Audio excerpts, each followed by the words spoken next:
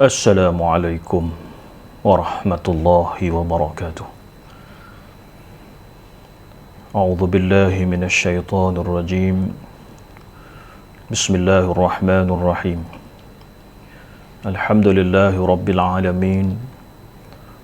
Wassalatu wassalamu ala asyrafil anbiya'i wal mursalin wa ala alihi wa sahbihi ajma'in. Allahumma salli ala Sayyidina Muhammadin wa ala alihi wa sahbihi ajma'in. Amma ba'du. Alhamdulillah, pertama sekali kita bersyukur kehadrat Allah Subhanahu wa ta'ala pada hari ini, hari yang ke-9 daripada bulan Zulhijjah ini, bulan yang memberi makna yang cukup besar kepada kita umat Islam, kerana berlaku di dalam bulan Zulhijjah ini sejarah pengorbanan Nabi Ibrahim alaihissalam dan juga anaknya Ismail, Nabi Ismail alaihissalam. Maka insya-Allah di kesempatan ini, pada hari yang penuh dengan keberkatan ini, sukalah saya ingin memperkatakan berkenaan dengan sirah ataupun sejarah ringkas pengorbanan Nabi Ibrahim alaihissalam dan juga anaknya Ismail, Nabi Ismail alaihissalam. Sebagaimana yang kita ketahui, Nabi Ibrahim alaihissalam ini, sebagaimana pernah kita mendengar dalam kisah-kisah ataupun cerita-cerita sirah berkenaan dengan Nabi Ibrahim alaihissalam ini, Nabi Ibrahim dikurniakan seorang isteri yang namanya Sarah. Pada ketika itu, peringkat mula, isteri namanya Sarah. Sarah ini seorang isteri yang salihah, seorang isteri yang cantik, seorang isteri yang setia kepada Nabi Ibrahim alaihissalam. Kemana sahaja Nabi Ibrahim alaihissalam pergi, pasti akan diikuti oleh Sarah, isterinya Nabi Ibrahim ini. Maka nak diceritakan bahawa pada satu ketika, pada satu masa, Nabi Ibrahim alaihissalam bersama-sama dengan Sarah berkunjung ataupun pergi ke Mesir pada ketika itu. Nabi Ibrahim bersama-sama dengan Sarah pergi ke Mesir. Di Mesir pada ketika itu ada seorang pembesar ataupun seorang penguasa yang zalim. Seorang penguasa yang rakus dan zalim, di mana antara kejahatan dan kezaliman pembesar ini ialah ia suka mengambil isteri orang, suka mengganggu dan merampas isteri orang. Ini antara kejahatan pembesar inilah, pembesar Mesir pada ketika itu. Dan Nabi Ibrahim alaihissalam telah berpesan kepada isterinya Sarah, ketika mana sampai di Mesir, ketika mana berada di Mesir, maka katakanlah bahawasanya aku, kata Ibrahim kepada Sarah, berkatakan bahawa aku ini adalah saudara kamu. Dan begitulah juga aku, kata Nabi Ibrahim, akan mengatakan bahawa kamu adalah saudari aku, saudara dan saudari se-Islam yang dimaksudkan di situ. Bukan dimaksudkan adik-beradik, tapi saudara-saudari se-Islam. Maka ketika keduanya berada di Mesir, keduanya telah disoal ataupun ditanya oleh pengawal yang ditugaskan oleh pembesar itu, dan mereka mengatakan bahawasanya mereka ni dua bersaudara, namun ianya tidak dipercayai. Nabi Ibrahim alaihissalam dan juga Sarah tetap juga dibawa untuk menghadap ataupun bertemu dengan pembesar itu. Ketika mana bertemu dengan pembesar, bersua muka dengan pembesar itu, pembesar ini hendak menyentuh Sarah. Maka dengan doa, Sarah ni berdoa mohon pertolongan daripada Allah Subhanahu wa taala. Maka tak kala pembesar Mesir ini nak menyentuh Sarah, tangannya menjadi kaku, tidak boleh bergerak. Maka ditanya oleh pembesar ini, apa yang telah kamu buat? Apa yang telah kamu lakukan? Maka jawab Sarah, aku minta pertolongan dengan Allah Subhanahu wa taala yang memberi pertolongan kepada aku dan menghindarkan aku daripada kejahatan kamu. Maka pembesar ini minta supaya Sarah berdoa, minta kepada Allah Subhanahu wa taala supaya sembuhkan dia kembali. Maka Sarah berdoa, maka disembuhkan kembali. Maka si pembesar tadi telah membuat cubaan yang kedua, ya, membuat cubaan yang kedua untuk menyentuh Sarah kali yang kedua. Dengan takdir Allah Subhanahu wa taala, dengan pertolongan Allah Subhanahu wa taala, tubuhnya, tangannya menjadi kaku dan tidak boleh bergerak. Diminta di pohon sekali lagi supaya Sarah mendoakannya, maka didoakan sekali lagi oleh Sarah. Dan kali yang kedua, setelah kali yang kedua tangannya boleh bergerak kembali, anggotanya boleh bergerak semula. Cubaan yang ketiga untuk menyentuh Sarah. Kali yang ketiga ini cubaannya tetap gagal, di mana seluruh anggotanya, seluruh jasad dia menjadi kaku, tak boleh bergerak kecuali mulutnya sahaja yang boleh bercakap. Yang lain-lain semua tak boleh bergerak. Maka dia minta pertolongan dengan Sarah untuk kali yang ketiga supaya minta berdoa kepada Allah supaya disembuhkan tubuhnya yang kaku itu, dikembalikan seperti sedia kala. Maka dengan pertolongan Allah, dengan takdir Allah Subhanahu wa taala, tubuhnya boleh bergerak kembali. Maka si pembesar ini, ya, tidak lagi melakukan sebagaimana yang dilakukan sebelum ini. Maka diperintahkan supaya pengawal dia bawa keluar perempuan ini bersama dengan Nabi Ibrahim AS. Dia kata, ni bukan manusia ni jin ni, kata si pembesar tadi. Dan pada ketika itulah juga si pembesar ini telah menghadiahkan seorang budak perempuan, ya, telah menghadiahkan seorang budak perempuan. Dan setengah ulama sejarah yang lain mengatakan bahawasanya anak kepada pembesar itu sendiri. Wallahu ta'ala a'lam. Ada dua pandangan di sini. Pandangan yang pertama mengatakan seorang budak perempuan. Pandangan yang kedua mengatakan anak kepada si pembesar itu.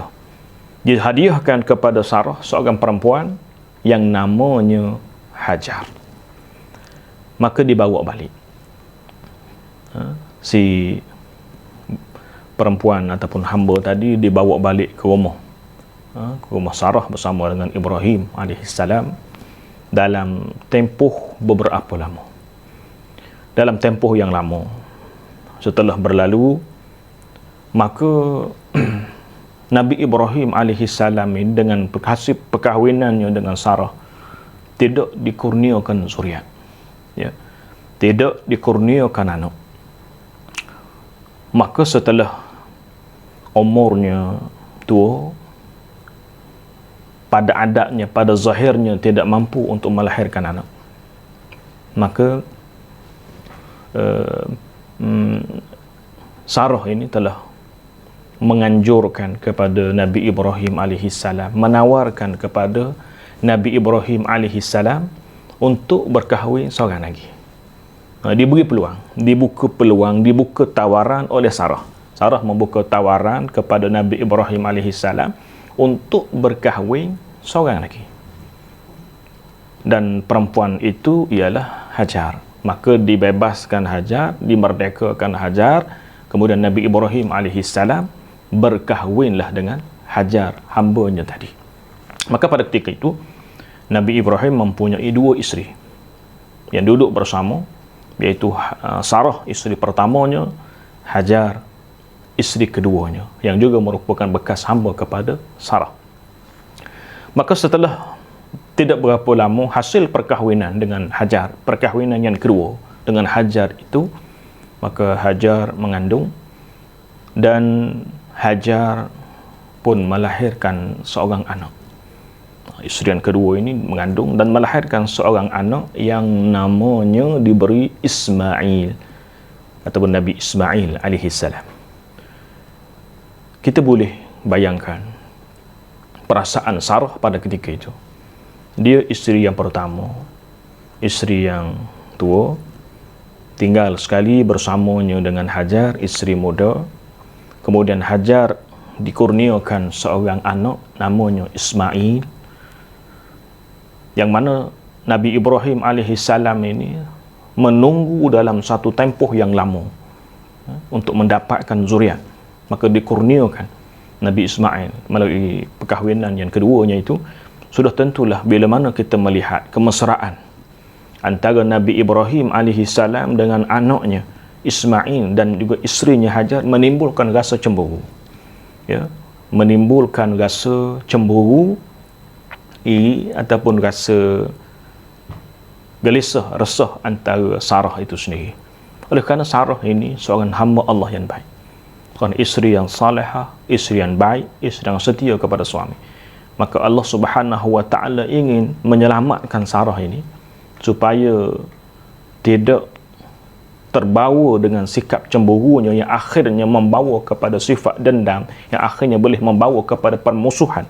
Maka Allah Subhanahu wa ta'ala telah merencanakan dan telah melaksanakan kehendaknya dengan memerintahkan Nabi Ibrahim alaihi salam membawa Hajar dan juga anaknya Ismail berpindah ke tempat yang lain. Pada ketika itu mereka berada di Palestin, duduk di Palestin pada ketika itu.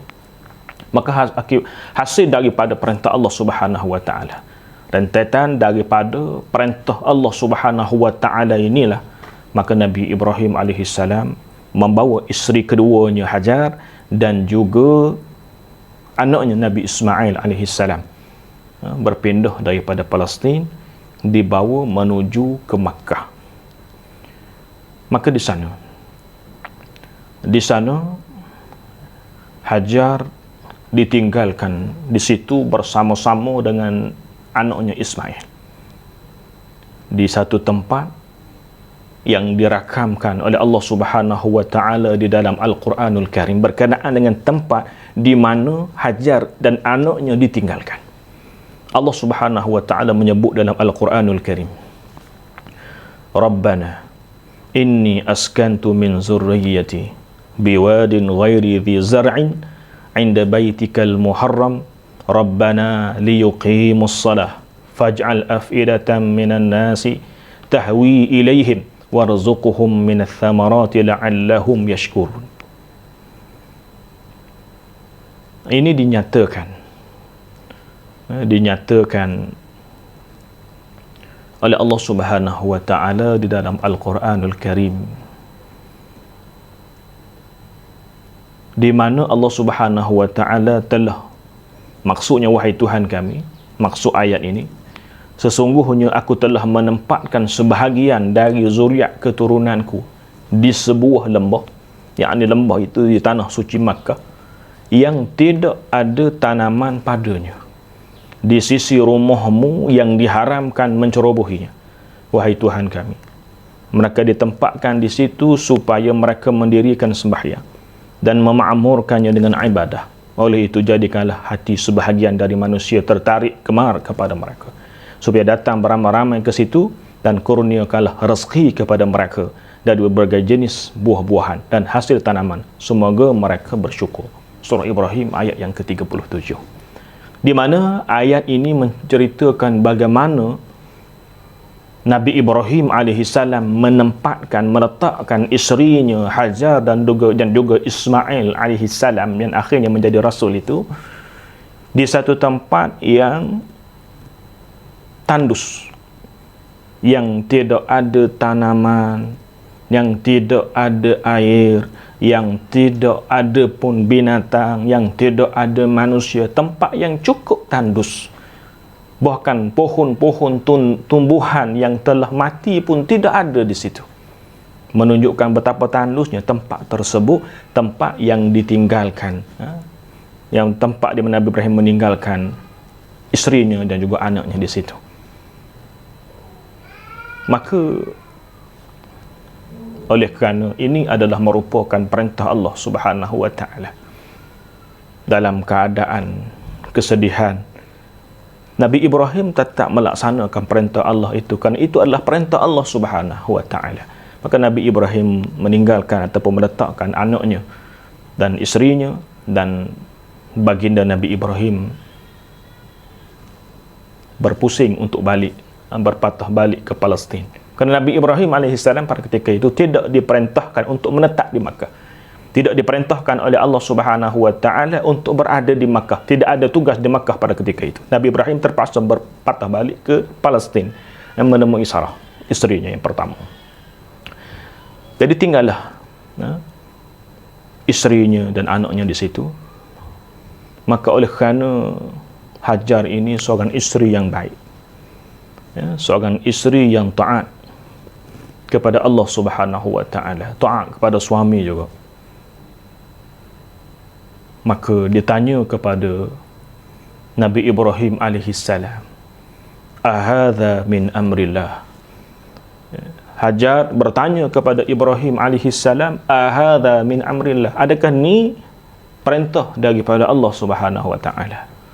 Maka Nabi Ibrahim mengangguk, tidak jawab sepatah, mengangguk, mengiyakan pertanyaan isterinya itu, dan berlalu balik ke Palestin. Nabi Ibrahim alaihissalam dalam perjalanannya dia berdoa kepada Allah Subhanahu wa taala. Dia kasih kepada isterinya yang ditinggalkan di Makkah itu, kasih kepada anaknya yang ditinggalkan di Makkah itu. Dia berdoa kepada Allah Subhanahu wa taala, Rabbana inni askantu min zurriyyati biwadin ghairi dhi zar'in inda baitikal muharram. Wahai Tuhan kami, sungguhnya aku telah meletakkan sebahagian daripada zuriat keturunan aku, iaitu Ismail, di sebuah lembah di tanah suci yang tidak ada tanaman padanya, di sisi rumahmu, di sisi rumahmu, Baitullah, yakni Kaabah. Hadirin tuan-tuan semua, Baitullah ataupun rumah Allah Subhanahu wa taala pada ketika itu telah pun ada, di mana Baitullah ini awal sekali dibina oleh Nabi Adam alaihissalam bersama anaknya Nabi Syis. Nabi Adam alaihissalam bersama dengan anaknya Nabi Syis dibinakan Kaabah ataupun Baitullah itu. Kemudian berlaku banjir besar pada zaman Nabi Nuh alaihissalam sehingga runtuh Kaabah itu, yang adanya tapaknya sahaja yang masih kekal dan utuh pada ketika itu. Sebab itulah dinyatakan bahawa Hajar dan juga anaknya Ismail diletakkan di sisi rumahmu, iaitu Baitullah, yang ada tapaknya, yang dibina oleh Nabi Adam alaihissalam dan juga anaknya Syis. Dan Nabi Ibrahim kata lagi dalam ketika separuh perjalanan berdoa, Rabbana liyuqimus salah faj'al af'idatan minan nasi tahwi ilaihim warzuqhum minats thamarat la'allahum yashkurun. Wahai Tuhan kami, mereka ini di tempat keduanya ditempatkan di situ supaya mereka mendirikan sembahyang. Ini doa Nabi Ibrahim alaihissalam. Dan memakmurkannya dengan beribadah. Pada itu jadikan hati sebahagian daripada manusia tertarik kepada mereka untuk datang duduk beramai-ramai di situ, di tempat Nabi Ibrahim alaihissalam meninggalkan isteri dan juga anaknya di situ. Dan kurniakanlah rezeki kepada mereka. Doa Nabi Ibrahim, kurniakan rezeki kepada mereka dari berbagai jenis buah-buahan dan hasil tanaman-tanaman supaya mereka bersyukur. Ini doa Nabi Ibrahim ketika meninggalkan anak dan isterinya. Maka ketika mana Nabi Ibrahim alaihissalam balik ke Palestin, tinggallah Hajar dan juga anaknya Ismail alaihissalam. Seorang ibu bila mana berada dalam keadaan itu, yang difikirkan ialah anaknya. Dengan keadaan bekalan yang tidak ada, makanan yang tidak ada, bekalan air yang terlalu sedikit, maka mari kebimbangan dalam diri seorang ibu. Bagaimana keadaan anaknya nanti jika air sudah tidak ada? Maka di sisinya, ketika mana dia duduk di lembah itu, ada di sisinya Bukit Safa dan juga Bukit Marwah.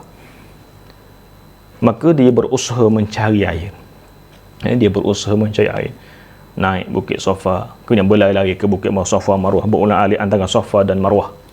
Bila naik ke Bukit Safa, nampak di puncak Bukit Marwah itu seolah-olah ada air. Kerana tindakan daripada cahaya, kita panggil fata morgana, tindakan cahaya yang di atas bukit itu panas terik yang menyebabkan kita nampak seolah-olah adanya air. Maka berulang pergi ke Bukit Marwah. Niat berada di Bukit Marwah, tengok ke Bukit Safa, seolah-olah nampak air, berlari naik ke Bukit Safa. Begitulah berulang-alik beberapa kali.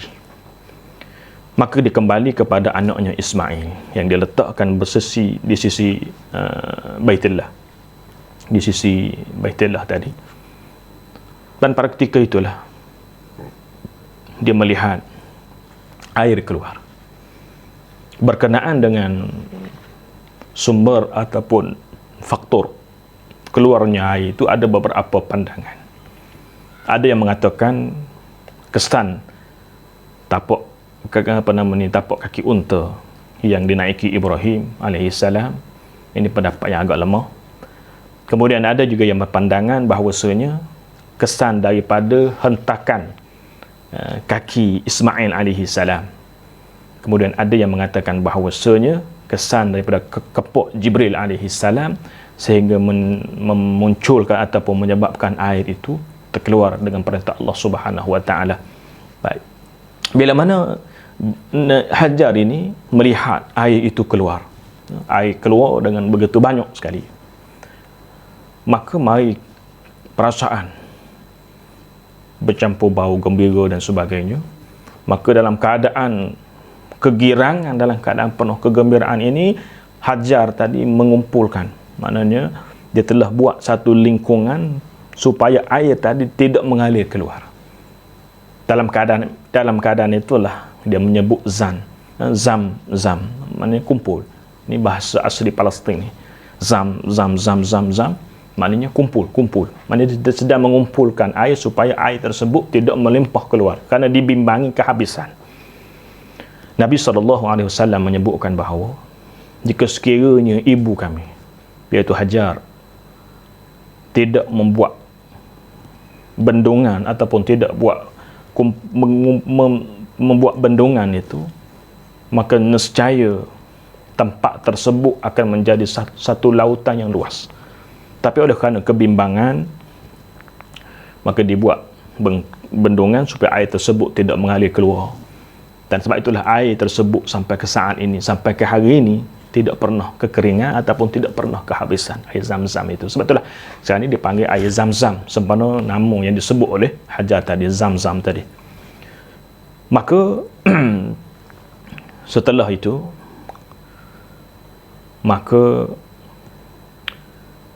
Nabi Ismail dan juga ibunya Hajar maka menetap di situ. Didatangkan oleh Allah Subhanahu wa taala dengan sumber air. Ada air di situ. Nabi Ibrahim balik semula ke Palestin menemui isterinya. Maka dilanjutkan lagi, diringkaskan cerita.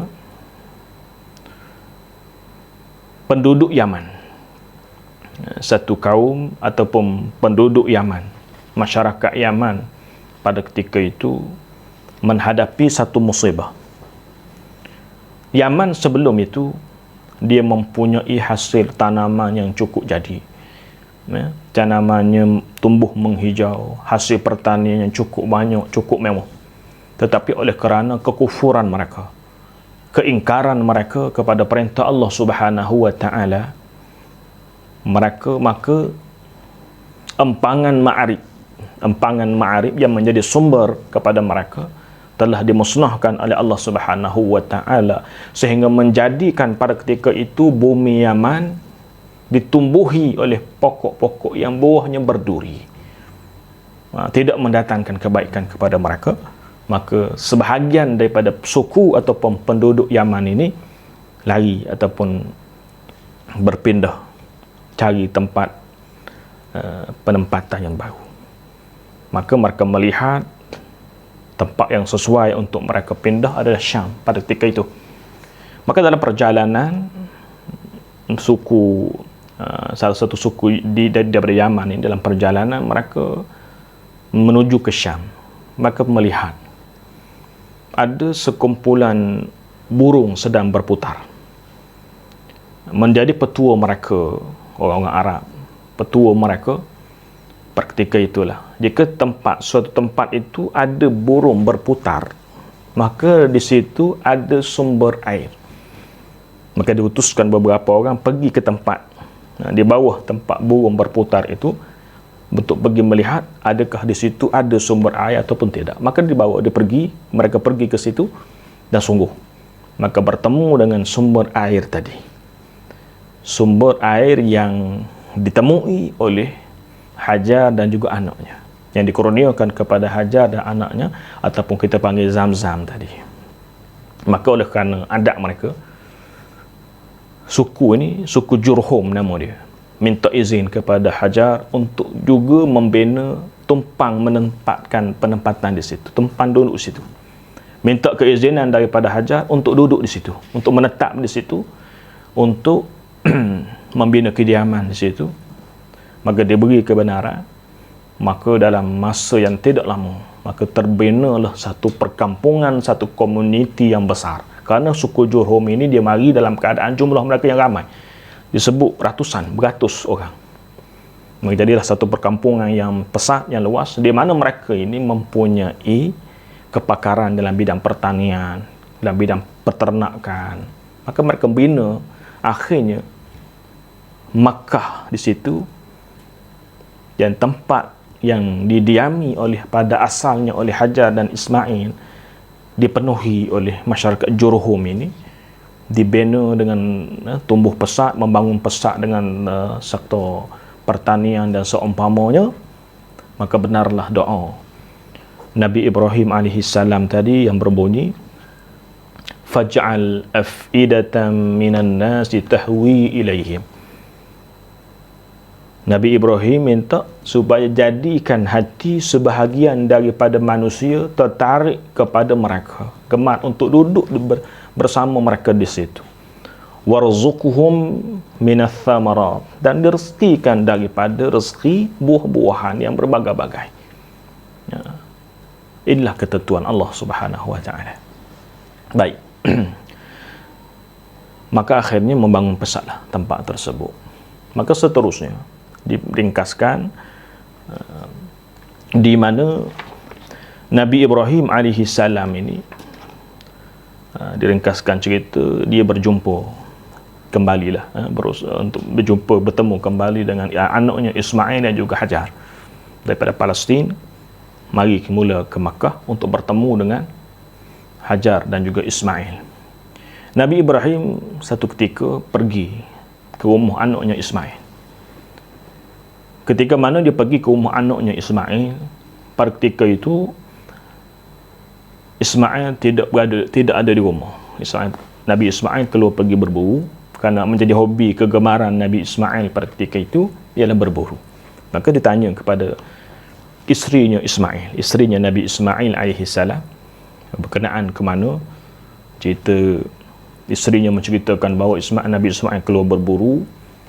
Nabi Ibrahim tanya, dalam tempoh berapa lama biasanya? Sebulan biasanya keluar berburu. Maka Nabi Ibrahim tanya, macam mana keadaan rumah tangga, okey ke tak?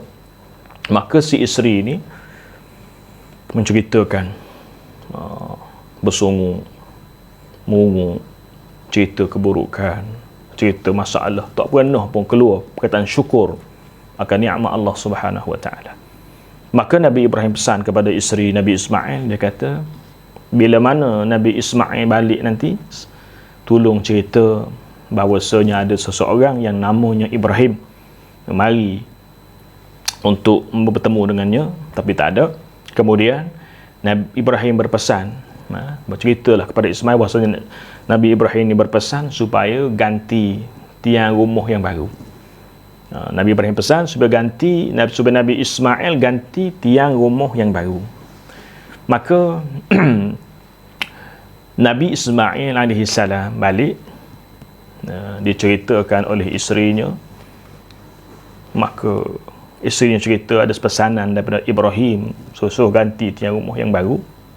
Maka Nabi Ismail cerita bahawasanya itulah perintah ataupun ayah dia suruh dia menceraikan isteri dia. Isterinya itulah merupakan anak kepada salah satu penduduk Jurhum tadi. Maka dia ceraikan, dia hantar balik dan dia berkahwin lain dengan dengan satu perempuan daripada suku Jurhum itu juga.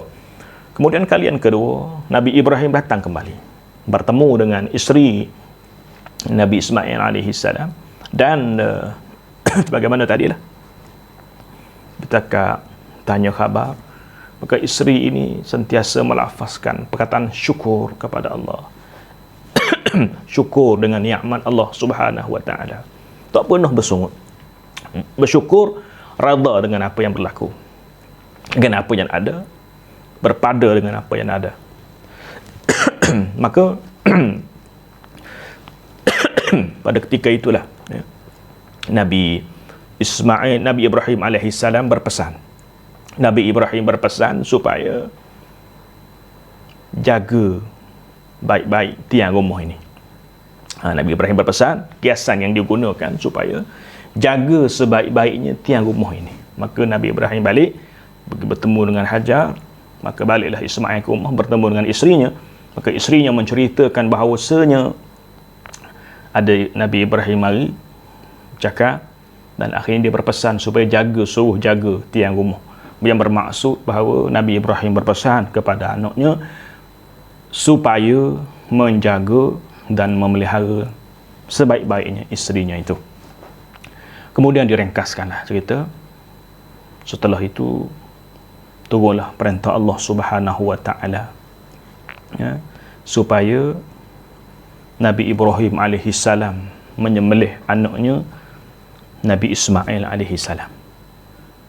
Hal ini dirakamkan oleh Allah Subhanahu wa taala di dalam Al-Quranul Karim yang berbunyi, "Falamma balagha ma'ahu as-sa'ya qala ya bunayya inni ara fil manami anni azbahuka fanzur madza tara." Falamma balagha ma'ahu as-sa'y qala ya bunayya inni ara fil manam anni azbahuka fanzur madza tara. Qala ya abati if'al ma tu'mar satajiduni insyaallahu minas sabirin. Maka ketika ayat ini sebut, maka ketika anaknya sampai peringkat umur yang boleh dia berusaha bersama-sama dengan dia, Nabi Ibrahim berkata, "Wahai anak sayangku Ismail, sesungguhnya aku melihat dalam mimpi bahawa aku akan menyembelihmu. Maka fikirkanlah apa pandanganmu, apa pendapatmu." Maka anak dia jawab, "Wahai ayah, jalankanlah apa yang telah diperintahkan kepadamu. InsyaAllah ayah akan mendapati aku ni daripada orang yang sabar." Ketika mana Nabi Ibrahim alaihissalam mengajukan bahawasanya dia telah bermimpi, dia melihat dalam mimpi dia bahawa dia mengorbankan anaknya Ismail alaihissalam. Maka dia tanya, "Bagaimana dengan pendapat kamu?" Dia tanya, "Bagaimana dengan pendapat kamu, wahai anakku Ismail?" Maka anak ni jawab, "Wahai ayah, buatlah, laksanakanlah perintah Allah Subhanahu wa taala. InsyaAllah nescaya mu akan tengok aku ni orang yang sabar." Kata Nabi Ismail alaihissalam kepada ayahnya Nabi Ibrahim alaihissalam. Maka setelah keduanya, falamma aslama wa tallahu lil jabin, maka setelah keduanya berserah bulat-bulat menjunjung perintah Allah Subhanahu wa taala.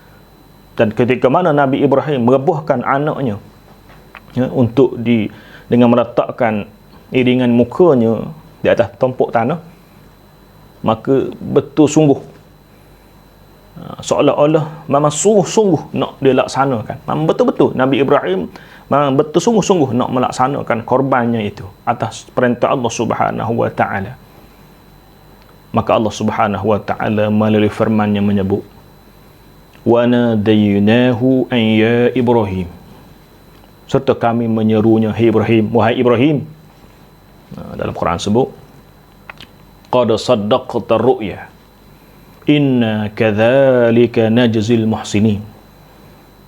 Engkau telah melaksanakan, engkau telah menyempurnakan maksud mimpi yang mu lihat itu, yang kau lihat. Engkau telah melaksanakan, engkau telah menyempurnakan maksud mimpi yang telah engkau lihat itu. Demikianlah sebenarnya kami membalas orang-orang yang berusaha mengerjakan kebaikan. Inna hadza lahuwal bala'ul mubin. Sesungguhnya perintah ini adalah satu ujian yang nyata. Inilah kita melihat bagaimana Nabi Ibrahim alaihissalam diuji dengan satu perintah Allah Subhanahu wa taala yang sangat besar. Dia menantikan untuk mendapat zuriat dalam tempoh yang lama. Bila mana terima zuriat, mendapat zuriat, tetapi akhirnya zuriat itu terpaksa dikorbankan oleh Nabi Ibrahim alaihissalam itu. Satu cabaran yang besar bagi Nabi Ibrahim alaihissalam. Nabi Ibrahim seorang hamba yang taat kepada Allah, taat kepada perintah Allah Subhanahu wa taala, maka dilaksanakan perintah itu. Maka sebab itulah kadang-kadang kita boleh ambil pengajaran. Kadang-kadang kita ni diuji oleh Allah Subhanahu wa taala sampai ke satu titik yang cukup maksimum. Ada orang diuji dengan sedikit, kemudian diberi bantuan. Ada orang diuji sampai satu perangkat yang paling rapat, yang paling maksimum, yang kadang-kadang menguji keimanan seseorang itu. Ini pentingnya iman. Maka disambung lagi, wa tarakna alaihi fil akhirin, dan kami kekalkan baginya, wa fadainahu, sebelum itu, wa fadainahu bidhibhin azim, dan kami tebus anaknya itu dengan seekor binatang sembelihan yang besar, dengan seekor kibas. Akhirnya Allah Subhanahu wa taala menggantikan sembelihan itu dengan satu sembelihan yang besar, yaitu bizibhin azim, seekor kibas, sebagai ganti kepada kesabaran, ganti kepada keimanan, ia ganti kepada usaha melaksanakan perintah Allah Subhanahu wa taala. Wa tarakna alaihi fil akhirin, dan kami kekalkan baginya, bagi Ibrahim alaihissalam, nama yang harum dan dalam kalangan orang-orang yang datang kemudian. Inilah kisah Nabi Ibrahim alaihissalam, kesungguhan keduanya dalam melaksanakan perintah Allah Subhanahu wa taala. Kesungguhan Nabi Ibrahim alaihissalam dalam melaksanakan perintah Allah Subhanahu wa taala, dan kesungguhan Nabi Ismail alaihissalam untuk menerima perintah Allah Subhanahu wa taala cukup besar. Akhirnya digantikan dengan satu kegembiraan yang sangat besar. Mereka taat kepada Allah Subhanahu wa taala, maka dibalas oleh Allah Subhanahu wa taala dengan balasan yang sangat besar itu, sehingga kan diberikan gantian sembelihan yang lain, itu zibihun azim, seekor kibas. Ini kisah pengorbanan Nabi Ibrahim alaihissalam dan juga anaknya Ismail alaihissalam di dalam menjunjung dan melaksanakan perintah Allah Subhanahu wa taala. Maka oleh sebab itu, marilah sama-sama kita mengambil iktibar, mengambil pengajaran daripada kisah kesungguhan Nabi Ibrahim alaihissalam ini, dan juga dalam melaksanakan perintah Allah Subhanahu wa taala. Dan satu perkara yang menarik lagi, Allah sebut dalam Al-Quranul Karim berkenaan dengan Nabi Ibrahim ini, wa basyarnahu bi ishaqa nabiyyan minas salihin, dan kami pula berikan kepadanya berita yang menggembirakan bahawa ia akan beroleh seorang anak, yakni Ishaq, yang juga akan menjadi Nabi yang terhitung daripada orang-orang yang saleh. Satu lagi kegembiraan kepada Nabi Ibrahim alaihissalam, di mana Nabi Ibrahim dikurniakan seorang lagi zuriat, daripada isterinya yang pertama yang namanya Sarah tadi, ya, hasil kesabarannya, hasil ketaatannya kepada Allah Subhanahu wa taala, maka akhirnya isterinya yang pertama yang telah pun berusia lanjut 60 tahun lebih umurnya melahirkan anak. Dalam usia yang tua melahirkan seorang anak yang namanya Ishak, yang juga Ishak ini menjadi seorang rasul. Nabi Ibrahim ada 2 orang isteri. Isterinya pertama Sarah mempunyai anak namanya Ishak. Kemudian isteri yang keduanya Hajar mempunyai anak namanya Ismail. Kedua-duanya menjadi nabi dan rasul. Nabi Ishak dan juga Nabi Ismail.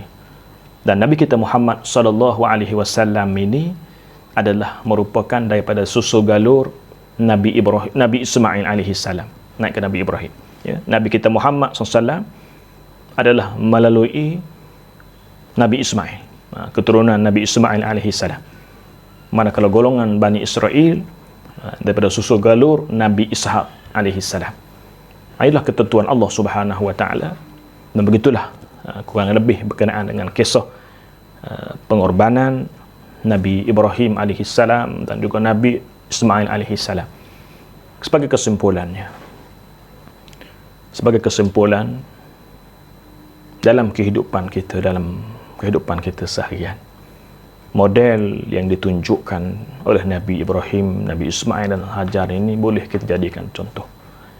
Seorang bapa boleh menjadikan Nabi Ibrahim alaihi salam ini sebagai contoh dalam membina dan mengemudi keluarga supaya diredai oleh Allah Subhanahu wa taala dalam melaksanakan perintah Allah. Kita tidak perlu tinggalkan isteri, tapi kita laksanakan beri didikan yang sepatutnya kepada anak-anak sebagaimana yang dilakukan oleh Nabi Ibrahim AS. Didik anak-anak dan isteri dengan baik, dengan ilmu dan agama. Bagi seorang isteri boleh menjadikan Hajar sebagai contoh. Dari segi kesetiaan, Hajar dan Sarah sebagai contoh. Dari segi kesetiaannya, dari segi ketaatannya pada suami dan kepada Allah Subhanahu wa taala. Manakala anak boleh menjadikan Nabi Ismail alaihi salam sebagai contoh dalam ketaatannya kepada ibunya dan ayahnya, ketaatannya kepada Allah Subhanahu wa taala. Maka mudah-mudahan di kesempatan ini, hari yang penuh dengan keberkatan ini, marilah sama-sama kita menjadikan sirah pengorbanan ini sebagai satu teladan yang baik, sebagai contoh ikutan yang terbaik, sebagai satu pengajaran yang boleh kita ambil iktibar daripadanya, supaya kita semua boleh ambil ibrah dari kisah ini. Mudah-mudahan kita sentiasa berada dalam keadaan rahmat Allah Subhanahu wa taala. Jadi sekadar itulah dulu.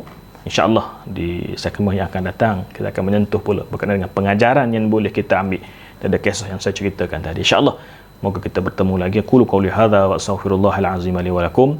Assalamualaikum warahmatullahi wabarakatuh.